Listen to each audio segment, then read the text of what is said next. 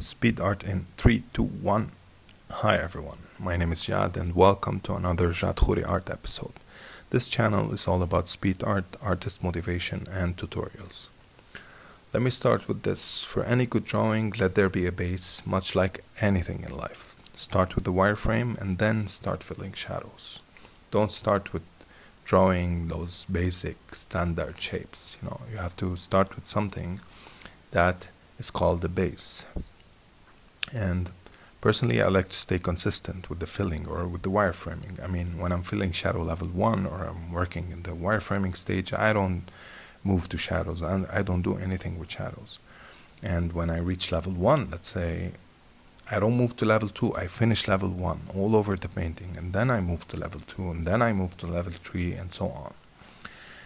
For me, drawing is like mastering myself. I somehow master my internal desires to create beauty.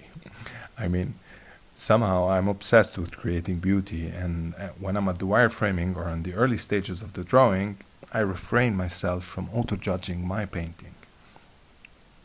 Because I'm honestly afraid of seeing something between brackets ugly. So I try not to focus much on the details on the early stages until I reach that level. And this is where patience plays a big part. And this is where I also keep training myself to be more and more patient with my drawing. As you can see here, it's coming more and more to life. And what I like about this drawing, Serendipity, is that this woman, I can't tell whether she's happy or sad, and serendipity can happen in both emotional stages. Also, I somehow feel it when I'm done with the drawing.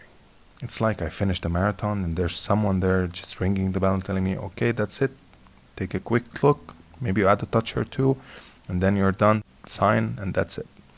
So for today's episode, this is all I have. Let me hear your thoughts, guys, in the comment box below if you want, and don't forget to subscribe. I hope you stay safe, so I see you in the next episode. Take care.